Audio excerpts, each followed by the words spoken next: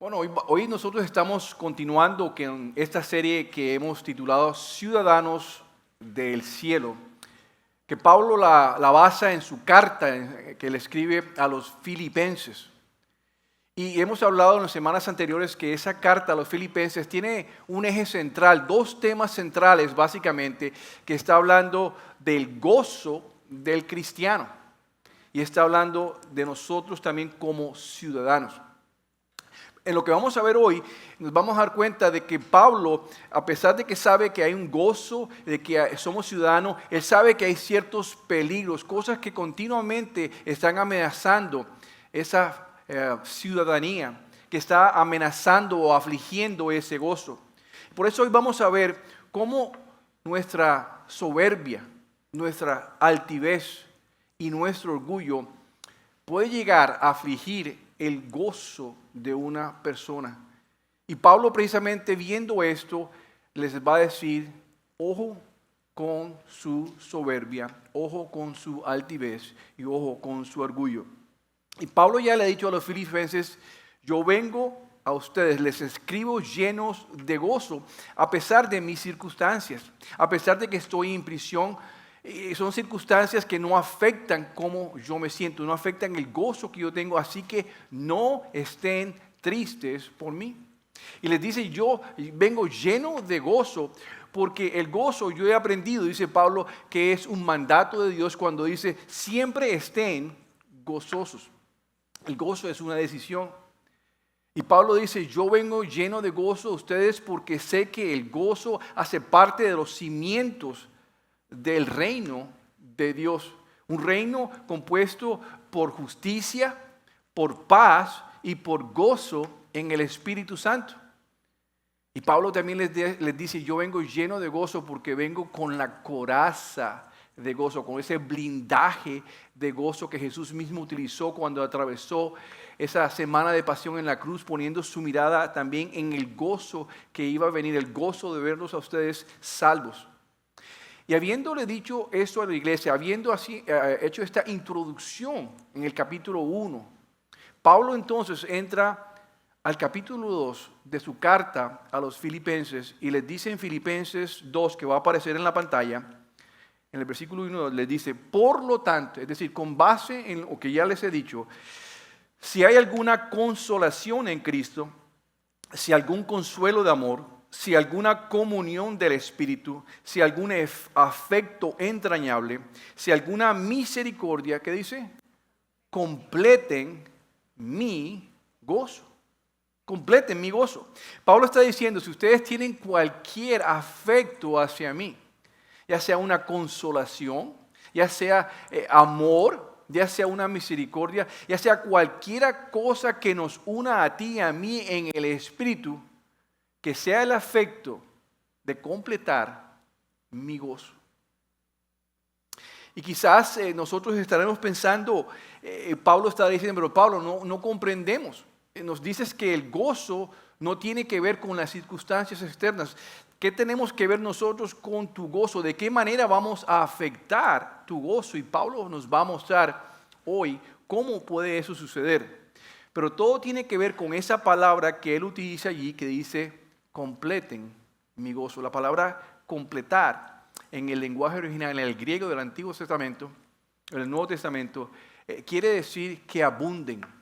Abunden en lo que están ofreciendo, que en lo que están dando lo puedan sostener. Hay algo que van a aportar a mi gozo, hay algo que están ofreciendo a mi gozo, que abunden en eso. En otras palabras, lo que Pablo está diciendo es que no drenen mi gozo, que no succionen mi gozo, que no sean ustedes personas donde mi gozo se vaya y se pierda. Por favor, completen mi gozo, no lo drenen, no lo succionen, no lo pierdan, no lo desperdicien. Eso es lo que Pablo le está diciendo.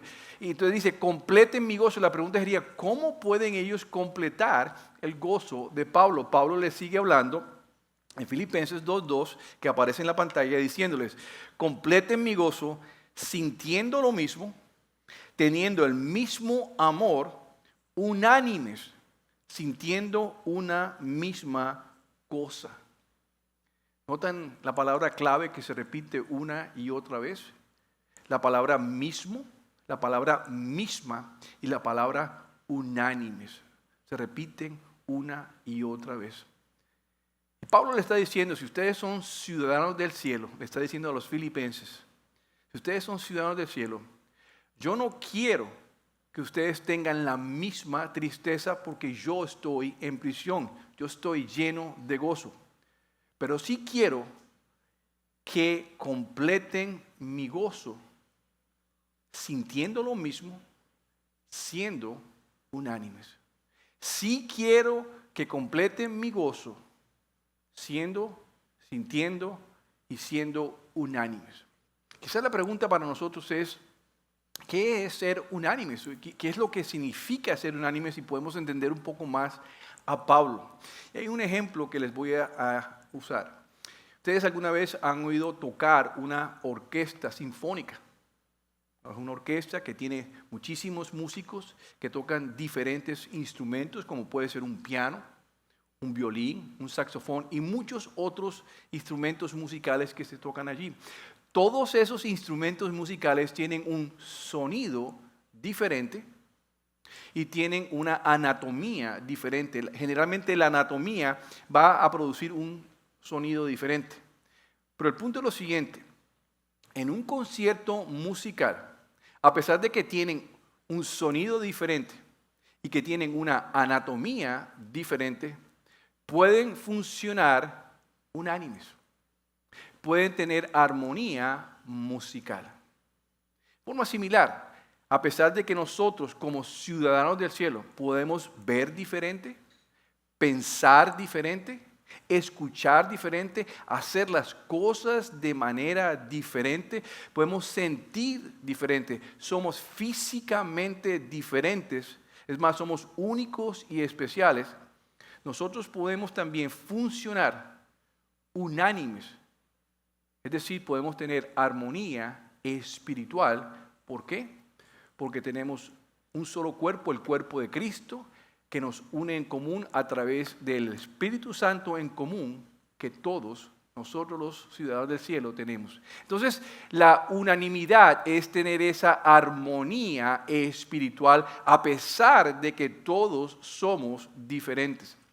Y Pablo nos está diciendo que esa unanimidad, esa armonía espiritual, es la que le permite a los ciudadanos del cielo, a nosotros, de que vayamos creciendo como el cuerpo de Cristo, que se vaya formando en nosotros de manera individual y personal la imagen de Cristo en cada uno de nosotros. Y precisamente lo que Pablo va a tocar más adelante, está pensando en el cuerpo de Cristo, está pensando en tu identidad como ciudadano y de cómo queremos presentar la mejor imagen de Cristo que se va formando en nosotros. Y lo que lo va a lograr es esa unanimidad. Esa unanimidad es la que va a permitir que otras personas conozcan a Jesús a través de nuestra unanimidad. De nuestra unanimidad en amor, nuestra unanimidad en lo que es el servir, nuestra unanimidad en la paz y muchas otras cosas que podemos mostrar cuando estamos unidos por el mismo Espíritu Santo. Pero, y aquí es donde viene el pero, Pablo sabe que hay algo que afecta a los ciudadanos del cielo. Pablo sabe que hay algo que va a afectar y puede afectar esa armonía espiritual. Pablo sabe que hay algo que puede afectar a tal punto que nos podemos convertir en ciudadanos del cielo rompegozo. ¿Qué es eso que afecta? La falta de unanimidad. Lo que afecta a un ciudadano del cielo, lo que afecta nuestra armonía espiritual, lo que afecta el gozo, lo que podía llegar a afectar el gozo de Pablo a larga distancia, a pesar de que Pablo estaba allá en prisión, él decía, yo estoy gozoso. Ustedes allá, los filipenses, desde allá pueden afectar mi gozo, pueden succionar mi gozo, pueden drenar mi gozo por falta de unanimidad.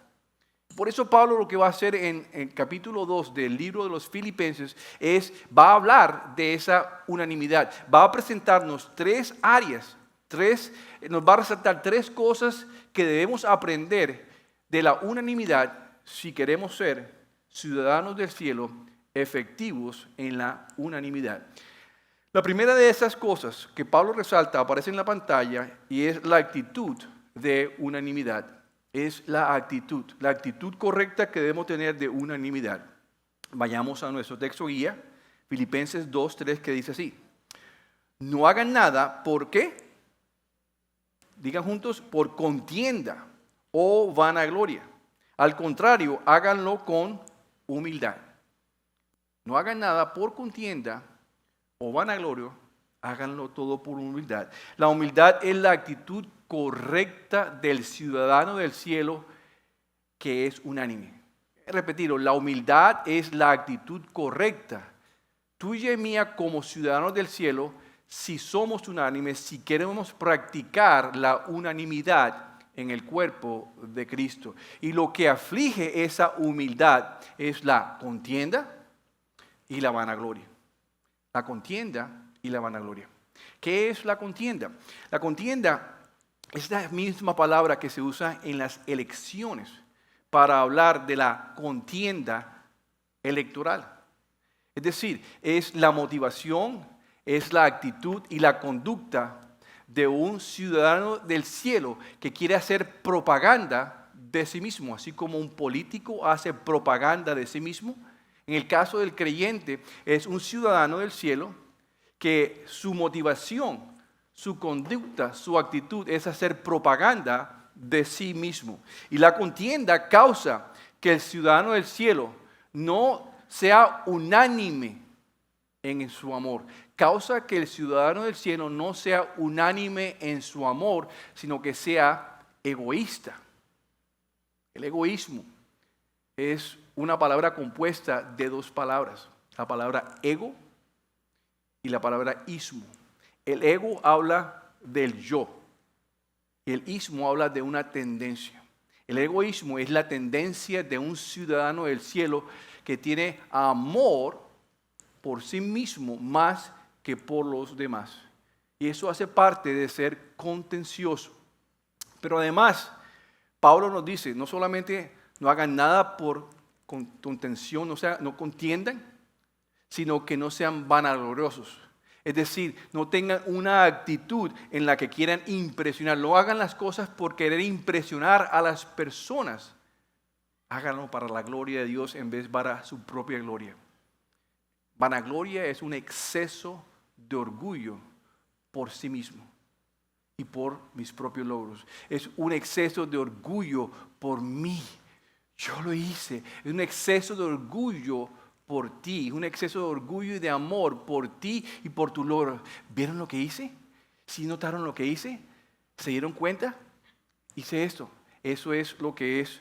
Entonces, Pablo está diciendo, no hagan nada por contienda, tratando de impresionar y tratando de hacer propaganda y tratando de tener un orgullo, tratando de tener un amor propio por ustedes mismos. Hay unas preguntas que quisiera que ustedes mismos las pensaran. Ustedes las van a pensar es a nivel personal y ustedes las contestan en su mente, no es para que el esposo o la esposa, alguien las conteste por usted. Usted conteste esas preguntas. ¿Eres un ciudadano del cielo que le gusta hacer propaganda de sí mismo? ¿Tienes la tendencia a amarte a ti mismo más que a las demás personas? ¿Tienes excesivo orgullo? Y la pregunta sería, ¿te atreverías de pronto a ir donde tu esposa o a tu esposo o a un hermano de la iglesia a preguntarle, ¿ves eso en mí? ¿Ves que soy muy orgulloso? ¿Ves que quiero impresionar? ¿Sientes que soy una persona que me quiero excesivamente, que estoy buscando solamente lo mío, lo propio? ¿Estaríamos dispuestos a escuchar la respuesta del amigo, del hermano, de la esposa y que nos diga sí? ¿O estaríamos listos a dar razones? Pues Pablo nos está diciendo que esto es tan importante para mantener el gozo personal y el gozo de una iglesia que hay que hacerlo permanentemente.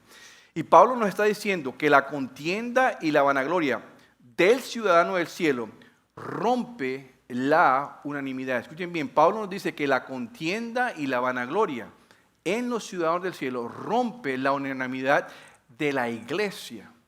rompe la unanimidad del hogar, rompe la unanimidad de la familia, rompe la unanimidad del matrimonio, rompe la unanimidad del sitio de trabajo. En forma general, lo que es la contienda y la vanagloria va a romper, va a destruir, va a afligir la unanimidad, esa armonía espiritual en donde exista contienda y vanagloria. La pregunta es, ¿cómo corregimos esto? Pablo nos va a enseñar que hay que reemplazar esto.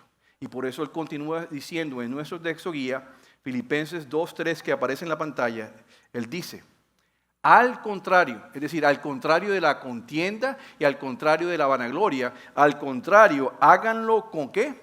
Con humildad y considerando cada uno a los demás como superiores a sí mismo. Dígale a la persona que está a su lado derecho, te considero superior a mí. Vamos. Dígale ahora a la persona que está a su lado izquierdo, te considero superior a mí. ¿Cómo se sintieron? ¿Les fue fácil?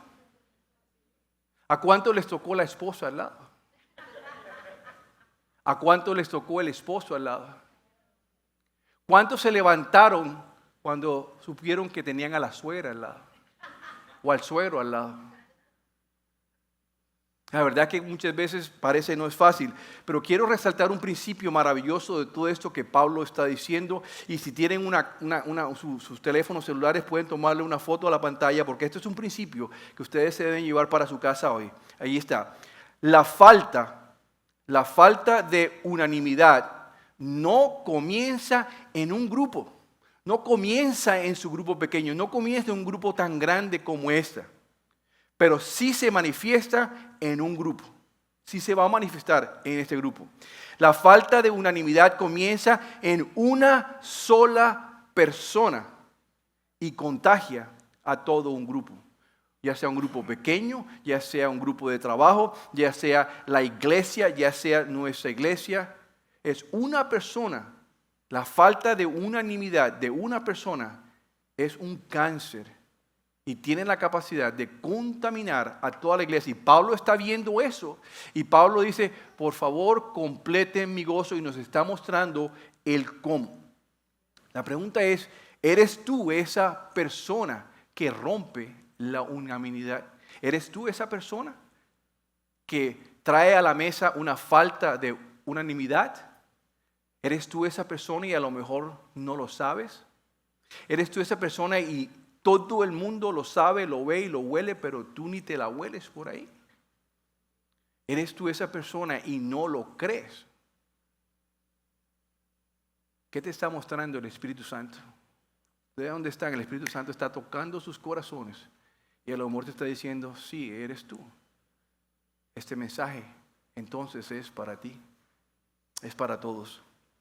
Así que primero Pablo resalta la actitud de unanimidad, la actitud correcta de unanimidad, que es la humildad. Pero hay una segunda cosa que Pablo va a resaltar y que aparece allí en la pantalla, y es que lo que contamina la unanimidad.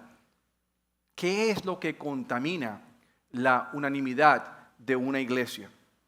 Volvamos a nuestro texto guía. Pablo dice en Filipenses 2:4, no busque cada uno su ¿qué? Están muy silenciosos hoy. No busque cada uno su propio interés, sino cada cual también el de los demás. Pablo va a hablarnos de que hay algo que contamina la unanimidad y hay algo que nos ayuda a purificar la unanimidad. Contaminar y purificar. ¿Qué es lo que contamina la unanimidad de la iglesia? Buscar su propio interés. Eso es lo que contamina la unanimidad, el mismo sentir. Eso es lo que contamina la armonía espiritual de una iglesia, el buscar su propio interés. ¿Qué purifica la unanimidad? El considerar a otros superiores, considerar a otros mejores. Ahí tenemos el mal y la vacuna. Tenemos lo que es el mal de lo que es la unanimidad de lo que contagia y tenemos lo que nos ayuda a aliviarnos de ese mal. En pocas palabras, Pablo está resaltando que en nosotros hay una tendencia natural, hay una inclinación natural. Estamos inclinados, es algo genético que estamos inclinados a querer sobresalir, a querer sobrepasar, a estar allá arriba, a ser superior, a ser el mejor, a tener todo el poder en las manos, a tener autoridad y mandar y decir aquí se hace esto porque soy yo. Y todo esto, hermanos, contamina nuestra humildad y nos convierte en personas soberbias, altivas y orgullosas. La pregunta es, ¿de dónde vino todo esto? Porque si sabemos de dónde vino, podemos encontrar un patrón. Y les voy a mencionar 2 versículos del Antiguo Testamento que nos muestra la fuente y el patrón. Y entonces nos va a ayudar a identificar esa fuente y patrón en nuestras propias vidas. En la pantalla va a aparecer Isaías 14, del 13 al 15, y está hablando de Lucifer. Los dos están hablando de Lucifer. Dices, Lucifer, pues te decías a ti mismo. Lucifer es el tipo de personaje que se hablaba solo al espejo.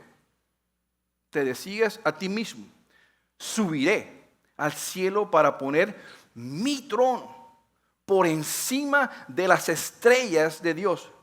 Voy a presidir, voy a mandar en el monte de los dioses, muy lejos en el norte. Escalaré lo que tenga que pisar, a quien tenga que pisar. Voy a escalar hasta los cielos más altos y seré. No, es que voy a pasar mi hoja de vida. Voy a ver si de pronto está necesitando alguien así como yo. No. Y seré como el Altísimo. Y Dios le muestra la consecuencia. En cambio, serás bajado al lugar de los muertos, a las profundidades más hondas. Él quiso ir hasta allá y Dios lo mandó hasta allá. Veamos el siguiente, Ezequiel 28, 17. Tu corazón, hablando de Lucifer todavía, tu corazón se llenó ¿de qué? De orgullo debido a tu gran belleza. Tu sabiduría se corrompió a causa de tu amor por el esplendor, el amor propio, el egoísmo, se llenó de egoísmo. Por el esplendor de lo bello y de la sabiduría que tenía. Y vino la consecuencia, ¿cuál fue? Entonces te arrojé al suelo y te expuse a la mirada curiosa de los reyes. Sí, Satanás, lo que Satanás hizo nos ilustra el patrón de lo que lo llevó de la humildad al orgullo. Hay un patrón, mis hermanos y amigos, hay un patrón que nos puede llevar a todos de la humildad al orgullo sin darnos cuenta. El orgullo, la soberbia, la altivez, el enaltecerse es lo opuesto a la humildad. Y fíjense bien que Lucifer no estuvo conforme con lo que Dios le dio, no se conformó, no estuvo contento con lo que Dios le dio y no estaba conforme con su posición de liderazgo. Quería más, quería estar allá y presidir. No estuvo conforme con su posición geográfica. Dios lo había puesto por acá. Él quiso subir hasta el cielo, hasta el trono de Dios. Quería ir allá al norte, a lo más alto posible. No estuvo contento con su ministerio, con lo que Dios le había encargado como ángel. Eres un ángel, un arcángel, te entrego este ministerio. No, él quería subir. No estuvo de acuerdo, no estuvo conforme con la autoridad que Dios le había dado a su nivel, sino quiso ir hasta el trono de Dios, sentarse en el trono de Dios, ser como Dios, sin Dios. ¿Y qué hizo Dios? Y cayó a lo más profundo. Entre más quiso subir, más Dios lo bajó. Satanás buscó su propio interés. Por eso Pablo a los filipenses les dice, ojo, lo que contamina su humildad es buscar su propio interés, porque así se les va a llenar el corazón de orgullo.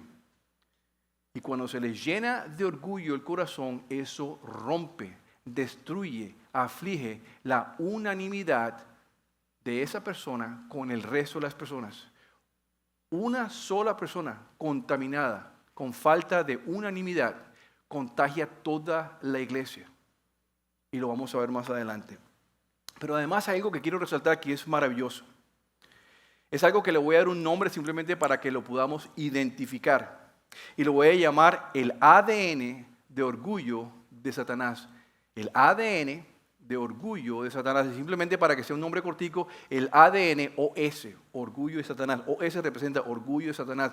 El ADN OS. Y fíjense bien que si le hacemos una recolecta, si analizamos y trazamos el ADN OS a lo largo de la historia, esa genética de Satanás que recibió la humanidad, vamos a encontrar cosas que nos sorprenden.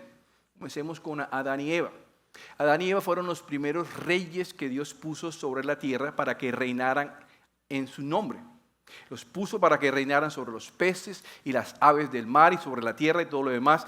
Y se les dijo, pueden comer de todos los árboles excepto del árbol del bien y del mal.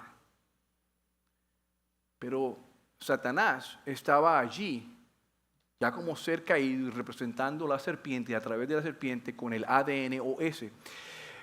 Logró que Eva sintiese esos deseos de querer escalar y escalar como Satanás había escalado y escalado. Y ella sintió ese deseo de escalar y de querer saber del bien y del mal como Dios. Quería ser como Dios sin Dios, porque Dios no le había dado eso. ¿Y qué hizo ella? Ella tomó del fruto, comió del fruto, le dio a su esposo. Y escuchen bien, ambos comieron y ambos cayeron. Es decir, el ADN OS contaminó a Adán y a Eva de la misma manera que contaminó a Satanás, y ellos pasaron de la humildad al orgullo, y fíjense también fueron echados del Edén. ¿Se fijan el patrón? Humildad al orgullo y lo sacan. Humildad al orgullo y lo sacan. Fíjense bien, otro ejemplo, Nabucodonosor. Nabucodonosor fue un rey gentil que Dios estaba utilizando para traer justicia y disciplina al pueblo de Israel. Y él se levantaba todos los días y veía, uy, ese reino es mi reino, yo lo he hecho, yo lo he logrado, esto ha sido con mi fuerza, con mi poder, para mi gloria. Y Dios le mandó a advertir y pasó un año y él decía, no, este reino es mío, yo he hecho todo, qué hermosura. Se sentaba ahí a tomarse su café por la mañana y decía, qué bueno que soy yo. ¿Qué hizo Dios? Le cortó el reino, le quitó el reino por 7 años. Nabucodonosor estuvo como un perro, como una bestia, dice la Biblia, amarrado allá en el patio, en el bosque, con una cuerda, y se le crecieron las uñas que eran horribles, se le creció el cabello en todas partes y parecía una bestia del campo y comía como una bestia del campo, y durante 7 años Dios lo tuvo así.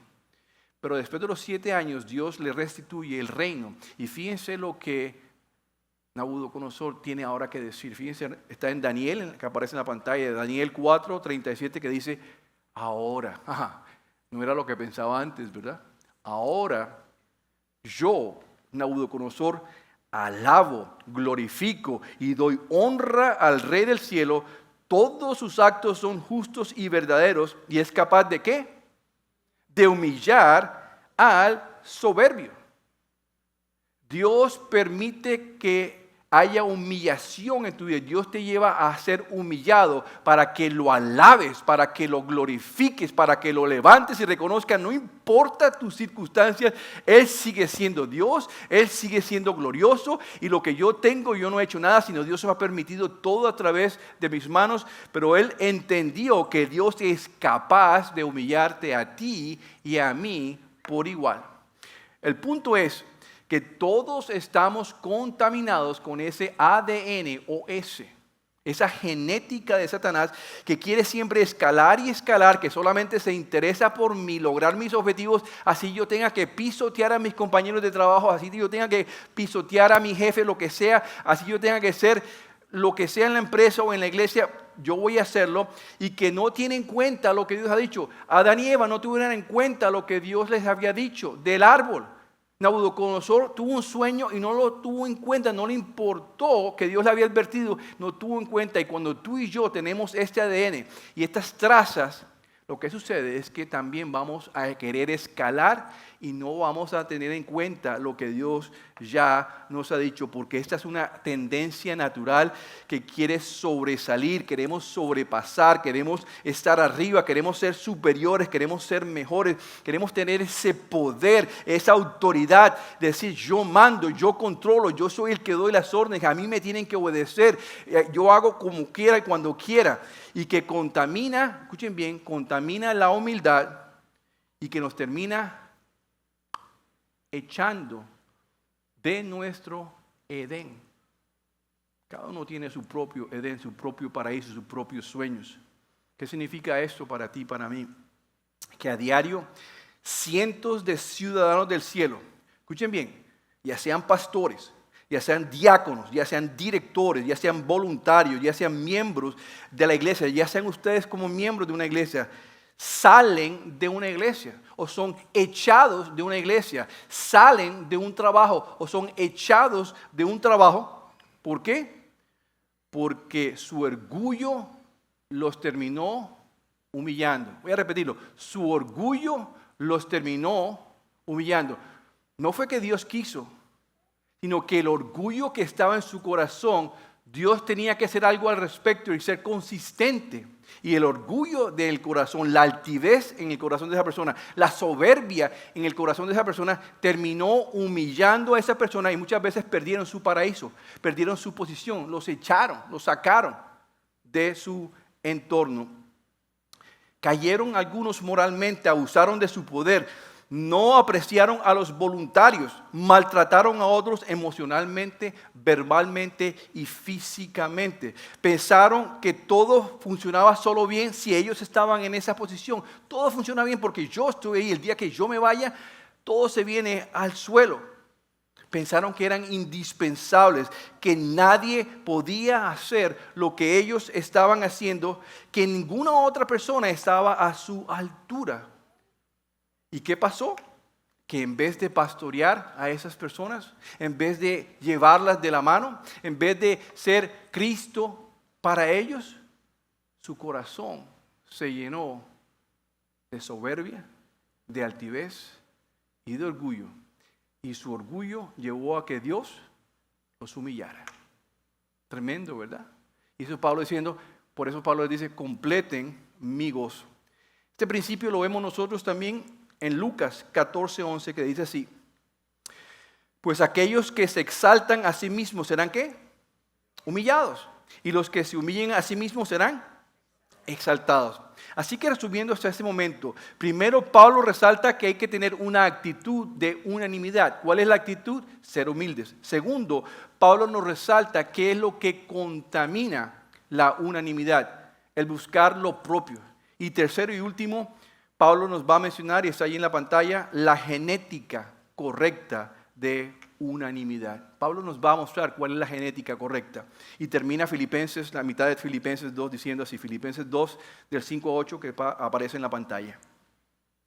Que haya en ustedes el mismo sentir, la misma genética. Que haya en ustedes el mismo sentir, la misma genética que hubo en Cristo Jesús, quien siendo en forma de Dios, no estimó el ser igual a Dios como cosa a que aferrarse, sino que se despojó a sí mismo y tomó forma de ¿qué? Siervo, y se hizo semejante a los hombres, y estando en la condición de hombre, ¿se qué? Se humilló. Wow. Se humilló a sí mismo y se hizo obediente hasta la muerte, y muerte de cruz.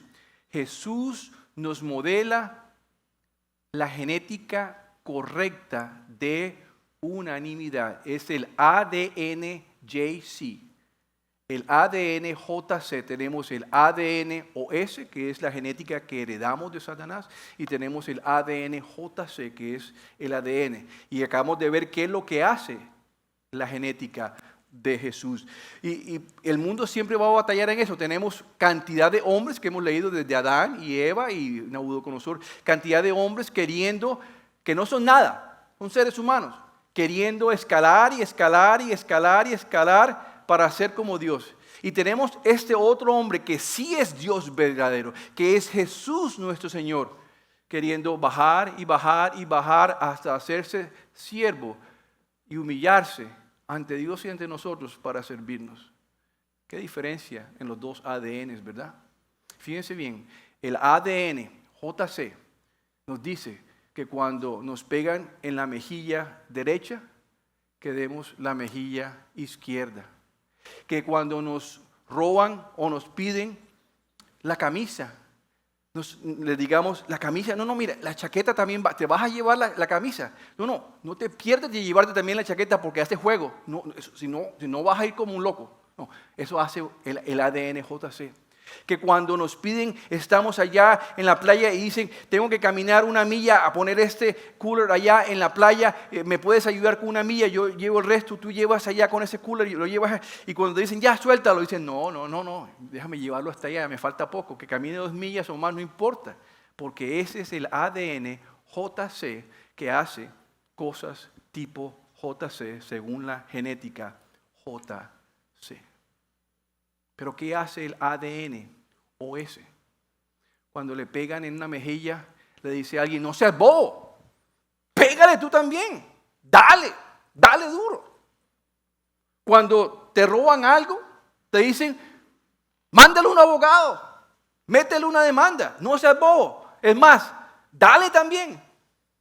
Y cuando le dicen que trabaje 1 hora extra, que venga temprano, 1 hora más, esa persona, no, eso es una falta de respeto, es un abuso. Es más, dale también si puedes, dile. El punto es que el mundo, el ADN OS va en contra del ADN JC. ¿Cuál estás viviendo como ciudadano del cielo? Y Pablo nos dice que como ciudadanos del cielo tenemos que tener la misma actitud de Jesús, el mismo sentir de Jesús, la misma sinfonía, armonía espiritual. ¿Cuál? La de humillarnos nosotros mismos. Qué tremendo, porque el mundo no te enseña eso, ¿verdad? Esa humillación personal que decidimos hacer es la forma de vivir en el reino de Dios.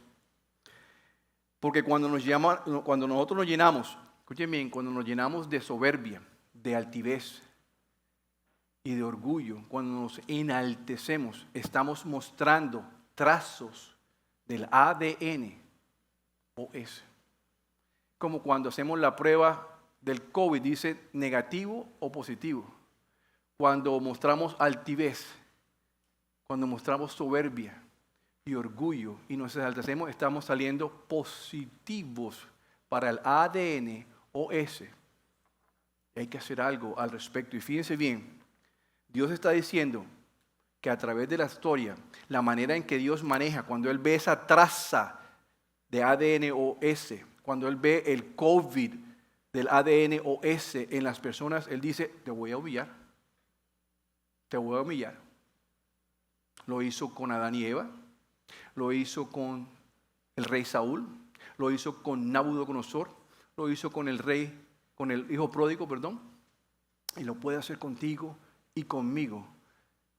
Si hay esa traza de ADN OC y no hacemos nada al respecto, porque creemos que estamos en el lugar correcto. ¿Qué es lo que Dios está haciendo? Pues desde el comienzo, Pablo le está diciendo a los filipenses en Filipenses 1:6, hermanos, la buena obra que Dios comenzó en ustedes, Él la va a terminar. En otras palabras, Dios le está diciendo a ustedes y a mí, a todos ciudadanos, que yo estoy comprometido con extirpar, con hacer quimioterapia espiritual a ese cáncer de esas células de ADN OS. Estoy comprometida en quitártelas. El método de Dios es a través de la humillación, porque la humillación es lo que saca ese orgullo y lo reemplaza por humildad. Pero la buena noticia es que Pablo dice, no tienen que esperar hasta ese momento. Pueden comprometerse y adoptar y vivir la genética ADN-JC, de humillarse, de voluntariamente humillarse a sí mismo, considerando al esposo mejor, a la esposa mejor, a los suegros mejor, a los hermanos en la iglesia mejor, a los pastores mejor, a los diáconos mejor, a los directores mejor que uno mismo, superiores uno mismo, humillándose en servicio. ¿Qué puedo hacer por ti, hermano? ¿Qué puedo hacer por ti, hermano? ¿Qué es lo que necesitas? Dando la otra mejilla, dándole tu chaqueta, caminando la milla extra, porque eso fue lo que hizo Jesucristo por ti y por mí en la cruz. ¿Cuál es el resultado de voluntariamente humillarnos? En la pantalla, Filipenses 2:9, hablando de Jesús. Por lo tanto, Dios lo elevó al lugar de máximo honor. Sí, todo el mundo quería, yo quiero ser como Dios, yo quiero elevarme, yo quiero llegar y presidir, yo quiero. Y Jesús dijo lo contrario, muy para abajo. Y Dios lo levantó.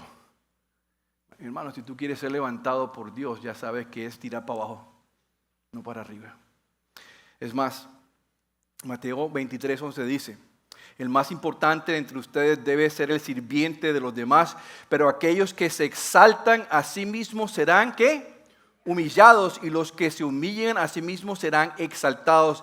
Y primera de Pedro 5:6 dice, para concluir, y está en la pantalla: así que humíllense ante el gran poder de Dios, y a su debido tiempo Él los va a levantar en honor.